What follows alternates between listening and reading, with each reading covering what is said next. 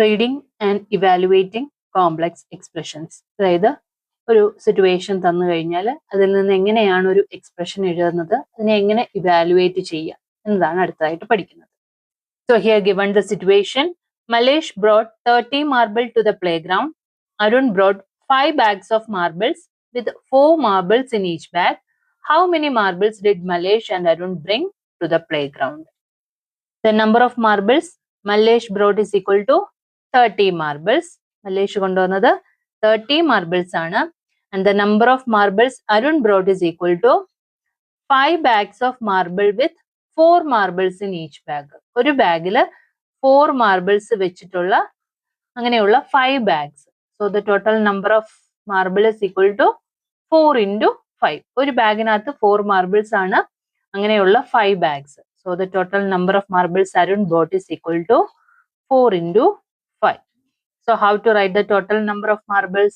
Total number of marbles കാണാൻ ഇത് രണ്ടും കൂടെ ആഡ് ചെയ്യുക അല്ലെ. മലേഷ് കൊണ്ടുവന്ന മാർബിൾ പ്ലസ് അരുൺ കൊണ്ടുവന്ന marble, that is 30 plus 4 into 5. അപ്പൊ ഇതാണ് the mathematical expression representing the situation. ഈ ഒരു സിറ്റുവേഷൻ അല്ലെങ്കിൽ total number of marbles calculate ചെയ്യുന്നതിനുള്ള മാത്തമെറ്റിക്കൽ എക്സ്പ്രഷൻ എന്ന് പറയുന്നത് ഇതാണ്, 30 പ്ലസ് 4 into 5.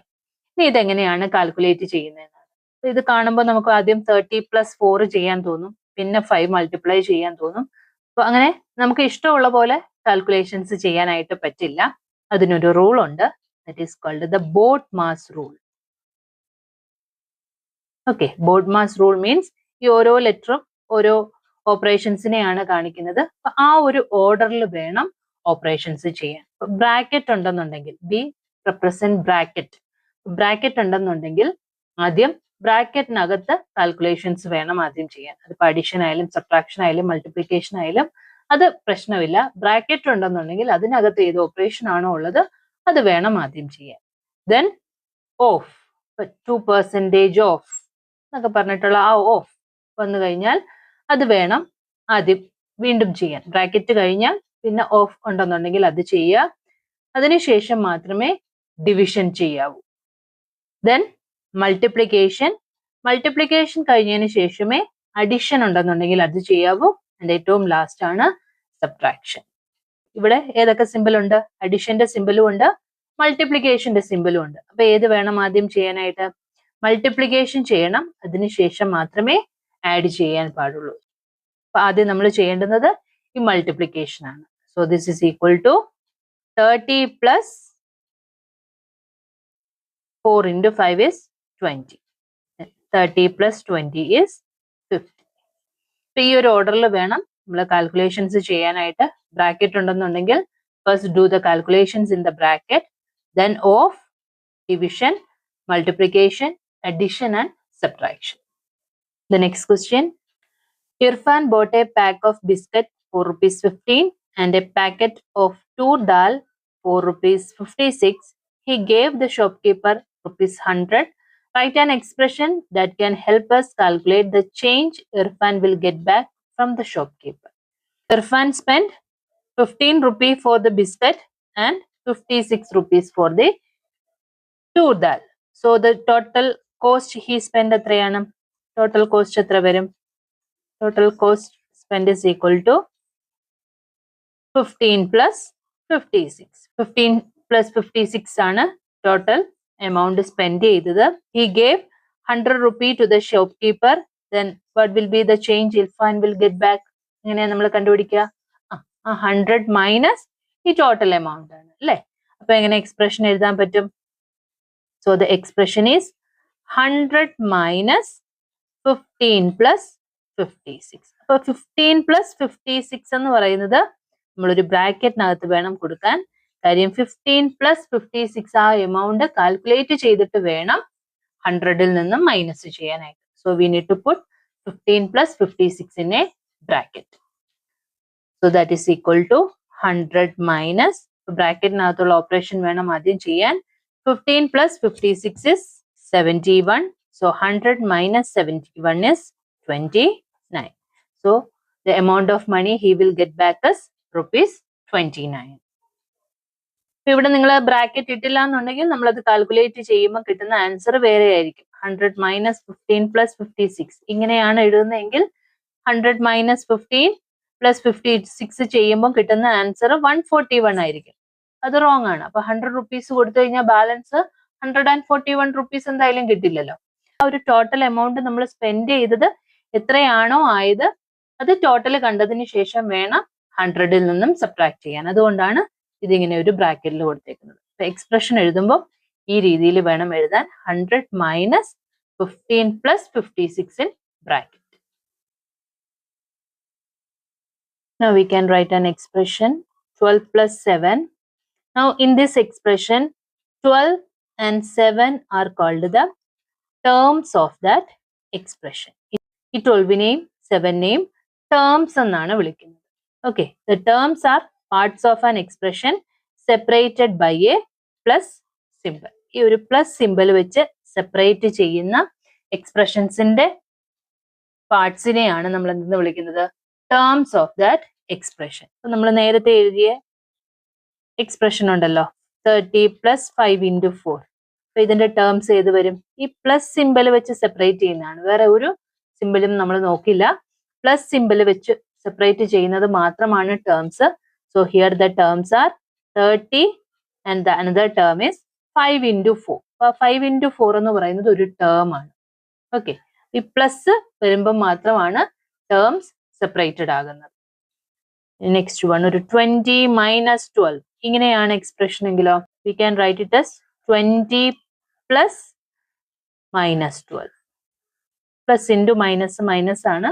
അപ്പൊ ഇതിനെ നമുക്ക് ഒന്ന് സ്പ്ലിറ്റ് ചെയ്ത് 20 പ്ലസ് മൈനസ് 12 എന്ന് എഴുതാം. So here the terms are 20 and negative 12. Negative 12 ആണ് അവിടുത്തെ ഒരു ടേം എന്ന് പറയുന്നത്. So here given some expressions and expressions as the sum of terms and then write the terms. First one 13 minus 2 plus 6. അതിനെ ഒന്ന് sum of terms ആയിട്ട് എഴുതിയേക്കാണ്. 13 plus negative 2 plus 6. So here the terms are 13, negative 2 and 6. Second one 5 plus 6 into 3. അപ്പോൾ sum of terms എന്ന് പറയുന്നത് 5 plus 6 into 3. So here the terms are 5, 6 into 3. 5 ഒരു term ആണ്, 6 into 3 ആണ് അടുത്ത ടേം. അതേ രീതിയിൽ അടുത്തത് എങ്ങനെ എഴുതാം? 4 plus 15 plus negative 9. So here the terms are 4, 15 and negative 9. The next one 23 plus negative 2 into 4. ഇവിടെ ഒരു നെഗറ്റീവ് ഉണ്ടായതുകൊണ്ട് അത് അടുത്ത ടേമിനകത്ത് കാൽക്കുലേറ്റ് ചെയ്യണം. Negative 2 into 4 plus 60. So here the terms are 23, negative 2 into 4 and 60. Then here 28 plus 19 plus negative 8. So the terms are 28, 19, negative 8. ഇതേപോലെ ഒരു expression തന്നു കഴിഞ്ഞാൽ അതിനെ സം ഓഫ് ടേംസ് ആയിട്ടും അതിൽ നിന്നും ടേംസ് എഴുതാനും ക്ലിയർ ആയല്ലോ. Now the next one is swapping and grouping. അപ്പൊ നമ്മൾ ടേംസ് പറഞ്ഞിരുന്നു. So 2 plus 4. Here 2 is a term, 4 is another term. അല്ലേ? So 2 plus 4 is 6. If we interchange these two terms, അതായത് ഇതിനെ ഒന്ന് സ്വാപ്പ് ചെയ്താൽ, അങ്ങോട്ടും ഇങ്ങോട്ടും ഒന്ന് ചേഞ്ച് ചെയ്താൽ, അതായത് 4 plus 2. ഇവിടെ ഫസ്റ്റ് ടേം 2 ആണ്, സെക്കൻഡ് ടേം ആണ് 4. അതിനെ നമ്മളൊന്ന് ഇന്റർചേഞ്ച് ചെയ്തു. ഫസ്റ്റ് ടേം 4ഉം സെക്കൻഡ് ടേം 2ഉം ആക്കി. അപ്പോഴും സം എത്ര തന്നെയാണ്? That is same as 6. ഒരു നെഗറ്റീവ് നമ്പർ നോക്കാം. 6 പ്ലസ് നെഗറ്റീവ് 4. ഇവിടുത്തെ ഫസ്റ്റ് ടേം 6 ആണ്, സെക്കൻഡ് ടേം നെഗറ്റീവ് 4 ആണ്. ഇത് കാൽക്കുലേറ്റ് ചെയ്യുമ്പോൾ എത്ര വരും? 6 പ്ലസ് നെഗറ്റീവ് 4 is 2. ഇനി ഈ ടേംസ് ഒന്ന് ഇന്റർചേഞ്ച് ചെയ്തേ. അതായത് നെഗറ്റീവ് 4 ആദ്യം എഴുതുക. Negative 4 plus 6. ഇത് കാൽക്കുലേറ്റ് ചെയ്താലും ആൻസർ എത്ര തന്നെയാണ്? 2 തന്നെയാണ്. അതായത് If we interchange the terms or if we swap the terms, there is no change in the value. അതായത് term 1 plus term 2 is same as term 2 plus term 1. ടേമുകൾ അങ്ങോട്ടും ഇങ്ങോട്ടും interchange ചെയ്ത് ആഡ് ചെയ്ത് കഴിഞ്ഞാലും ആ വാല്യൂവിന് ഒരു ചേഞ്ചും സംഭവിക്കുന്നില്ല. And this property is called the commutative property of addition. So if we swap or interchange the terms, there is no change in the value. It is called the commutative property of addition. Addition ൽ മാത്രമേ ഇത് വരുള്ളൂ. Subtraction വന്നു കഴിഞ്ഞാൽ ഈ property satisfy ചെയ്യത്തില്ല. നമ്മൾ നേരത്തെ ചെയ്ത ഒരു എക്സ്പ്രഷൻ ഉണ്ടല്ലോ 30 plus 5 into 4.